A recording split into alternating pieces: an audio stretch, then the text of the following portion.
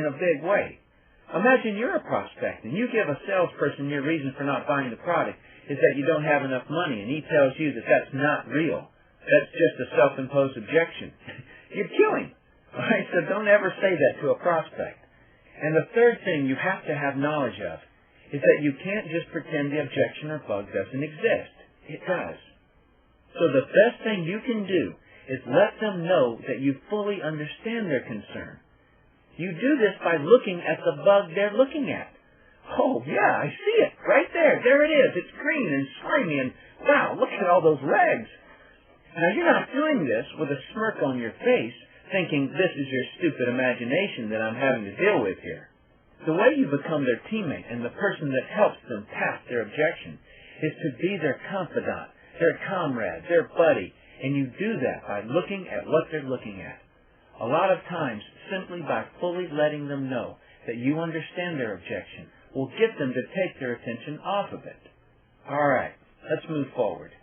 As I said earlier, there are two kinds of questions and or objections. Expressed, which is when your prospect expresses a question or objection. Be very thankful. It's when you don't have to dig up.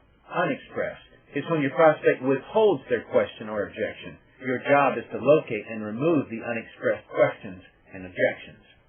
The greeting, qualifying, and invitation steps of the inviting formula have been designed around minimizing the questions and objections you receive. However, there will be a few questions or objections that arise. So you need to know the correct method to be your prospect's teammate and help them around their questions and objections. To accomplish this, I created what I call the Questions and Objections Remedy.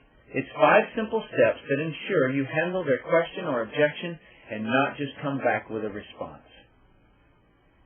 Here is the Questions and Objections Remedy. Number 1, listen completely through the question objection. Specifically, listen to every word they say without thinking about a response. Do not interrupt your prospect while they're giving you their question or objection. The reason you do this is so you are sure you get the correct objection and to respect the prospect's right to communicate a full thought without you feeling your thought is more important. Something else on listening completely through. Sometimes when you listen all the way through an objection, they will come up with a second, third, and fourth objection. Oh, this is music. Let them sing. These are all objections you don't have to dig up. So learn to pause a good second or two after they stop talking to see if they'll give you another one. Number 2 of the questions and objection remedy is to confirm understanding. Ask questions when necessary. The reason you do this is to confirm that your understanding of the question or objection is actually the question or objection of the prospect. Otherwise, you could end up trying to handle an objection the prospect doesn't have. This could turn out disastrously because you just gave them another bug to look at. Here's an example of the right way to do this. Prospect says, "Is this sales?" Networker says, "I want to make sure I answer the correct question. Could you clarify what you mean by sales?" Prospect says, "Would I have to go out and sell products door to door?" Networker says, "Oh, now I understand. Thanks for clarifying that. Your question is this something that is door-to-door sales? Have you done this type of sales before?"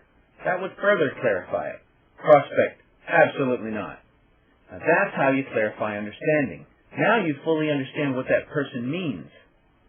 Number 3 of the questions and objection remedy is to make the question or objection valid with the same or slightly less intensity. But don't agree with the objection. Let me go into this a little bit. Part of number 3 is to make a question or objection valid. This shows the prospect that you see that it's important. You want to make the objection important because it's important to the prospect. That's what I was talking about earlier about looking at the bug. Making it important doesn't mean you also have to agree with it. And this is the most important part of this. If you agree with the objection, you may give it extra strength. This is not the desired effect. You want the prospect to know that you heard him and that you understand his concern. The second part of this step has to do with the intensity you use to make this objection important. The intensity is the volume and animation you use. Using the same intensity as your prospect helps you communicate better with your prospect. If your prospect is very animated about something and you sit there like a stump, your level of communication will lessen.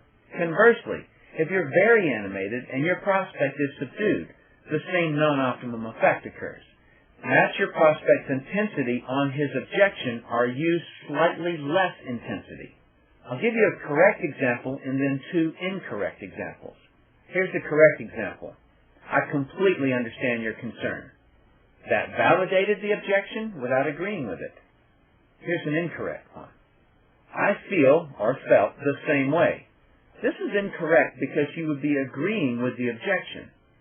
Another incorrect.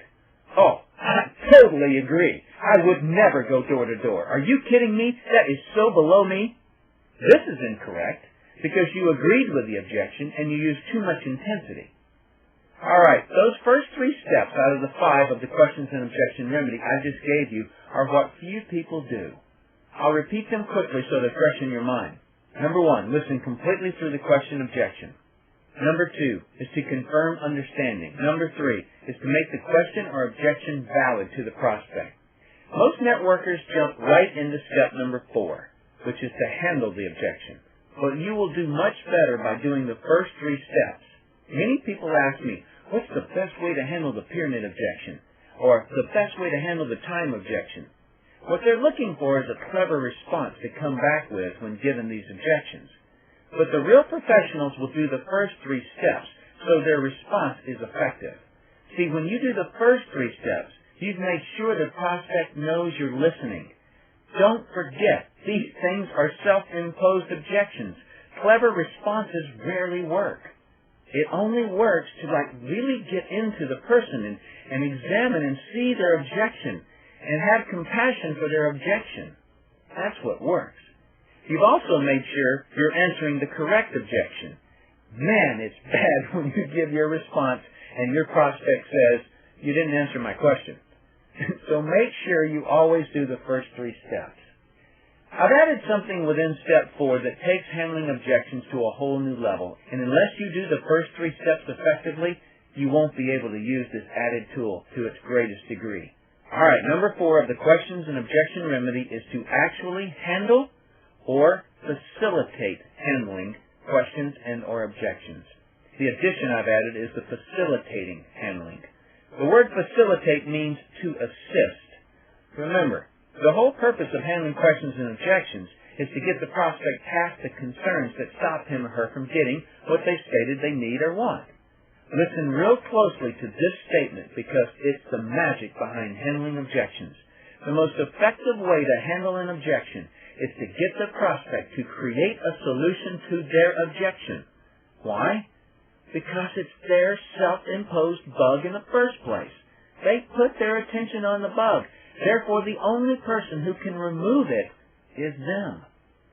You coming back with a snappy response is rarely going to remedy the objection. The most effective way to remedy the objection is to have them solve it. Here's an example of the correct way to do this. I'm going to continue with the example of the lady who has the objection of going door to door. Here is an example of a good way to handle this. In the past, there have been people who use the door-to-door method to find prospects. But there are many ways to locate prospects. What methods of prospecting do you feel comfortable with? Prospect says, well, I wouldn't mind mailing out postcards. I also like newspaper advertisements. My response to her, good. Both of those can be very effective ways to find prospects. See, the networker is not handling the objection. Here she is facilitating the prospect in handling her own objection. The key is to ask questions that lead the prospect to the solution. Remember this, if you say it, it can be challenged. If the prospect says it, it must be true. The 5th and final step of the questions and objection remedy is to complete the handling and return to the previous step of the inviting formula.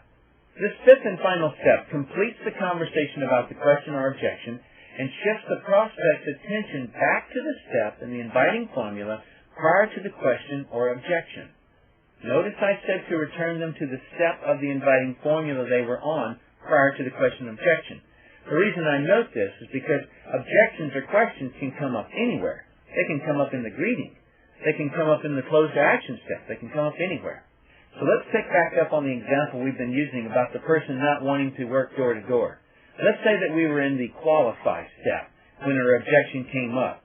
So you'll hear me move her back to qualify.